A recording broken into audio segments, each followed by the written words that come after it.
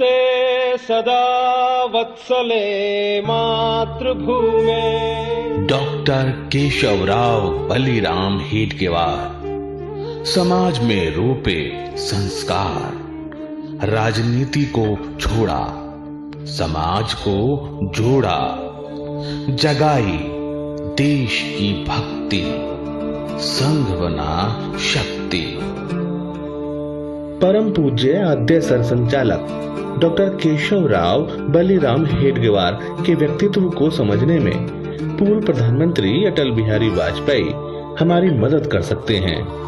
Atal ji doctor Hedgewar के बारे में कहते हैं, पथ पर चलते चलते ही वह राह बन गया, तिल तिल कर जलते जलते ही दाह बन गया। वह कैसा था भक्त, स्वयं भगवान बन गया, कुंभकार की कृति होकर निर्माण बन गया। राजनीति में उनका कद कितना बड़ा हो चुका था, इसका अंदाजा आप इसी से लगा सकते हैं कि यरवदा जेल से रिहा होने पर उनका स्वागत करने खुद मोतीलाल नेहरू पहुंचे थे। 1910 में जब डॉक्टरी की पढ़ाई के लिए कोलकाता गए तो उस समय वहां देश की नामी क्रांतिकारी संस्था अनुशीलन समिति से जुड़ गए। 1915 में नागपुर लौटने पर वह कांग्रेस में सक्रिय हो गए और कुछ समय में विदर्भ कांग्रेस के प्रांत के प्रमुख नेताओं में से एक हो गए। 1920 में जब नागपुर में कांग्रेस का राष्ट्रीय अधिवेशन हुआ तो उस अधिवेशन में पारित करने हेतु कांग्रेस की प्रस्ताव समिति के सामने डॉक्टर हेडगेवार ने एक प्रस्ताव का सुझाव रखा था कि कांग्रेस का उद्देश्य भारत को पूर्ण स्वतंत्र कर भारतीय गणतंत्र की स्थापना करना और उपनिवेशवाद के चंगुल से मुक्त करना होना चाहिए। इस सुझाव को उस समय के कांग्रेस नेतृत्व ने अस्वीकार कर दिया। 1921 में कांग्रेस के असहयोग आंदोलन में सत्याग्रह कर गिरफ्तारी दी और उन्हें 1 वर्ष की जेल हुई। डॉक्टर साहब धीरे धीरे इस निष्कर्ष पर पहुंचे कि स्वाधीनता की प्राप्ति के साथ अगर एक शक्तिशाली राष्ट्र का निर्माण करना है तो सामान्य समाज को राष्ट्र भाव से ओतप्रोत कर जाति, भाषा, मत, पंथ से ऊपर उठकर एक दूसरे के लिए जीने वाला बनना होगा। इन सभी बातों को ध्यान में रखते हुए देश की स्वतंत्रता की प्राप्ति और उसके पश्चात शक्तिशाली वैभव संपन्न राष्ट्र बनाने के उद्देश्य से ही उन्होंने राष्ट्रीय स्वयंसेवक संघ की स्थापना की। विजयादशमी के इस शुभ अवसर पर हम लोग आज से संघ शुरू कर रहे हैं। इसका अर्थ यह है कि हम सब शारीरिक, दैनिक तथा राजकीय तीनों प्रकार की शिक्षा लें तथा दूसरों को देना शुरू करें। पूर्ण स्वराज के उनके सुझाव को कांग्रेस ने 9 वर्ष बाद 1929 के लाहौर अधिवेशन में स्वीकृत किया।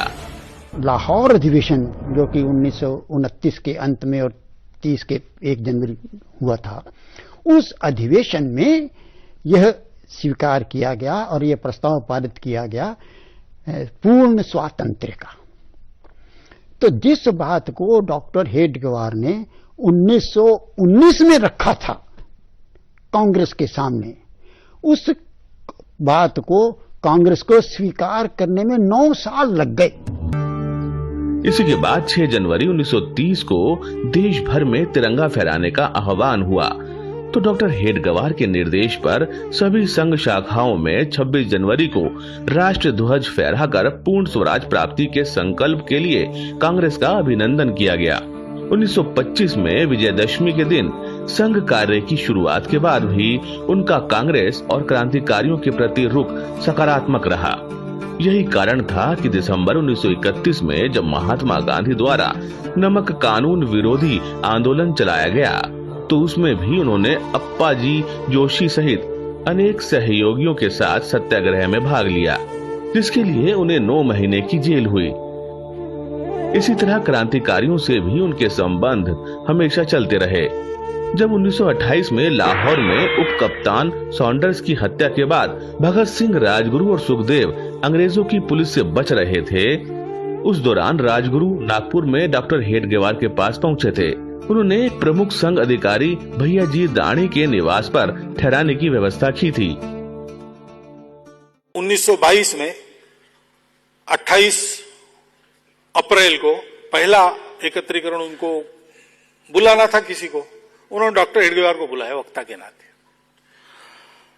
तो डॉक्टर हेडगेवार ने वहां उनको कहा कि गांधी जी का मात्र स्मरण करने से काम नहीं चलेगा, उनके जीवन में जो पराकोटि का त्याग है और संपूर्ण निस्वार्थ भाव से देश समाज के लिए काम करने की जो ललक है उसका हमको अनुकरण करना पड़ेगा।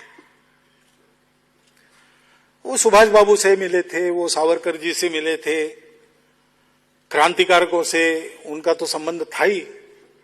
राजगुरु जब भूमिगत हुए तो नागपुर में, विदर्भ में उनके रहने की व्यवस्था उन्होंने की थी। संघ की स्थापना के बाद से ही देश को पूर्ण स्वतंत्र कराना और समाज को संगठित करना ही उनका मुख्य उद्देश्य बन गया।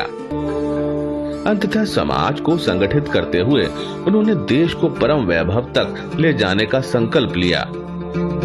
अपने जीवित रहते 1940 के नागपुर प्रशिक्षण शिविर में उन्होंने हर प्रांत से आए स्वयंसेवकों को देखकर उसे लघु भारत कहकर पुकारा था, लेकिन अपने संकल्प को वो हम सब स्वयंसेवकों के लिए छोड़ गए।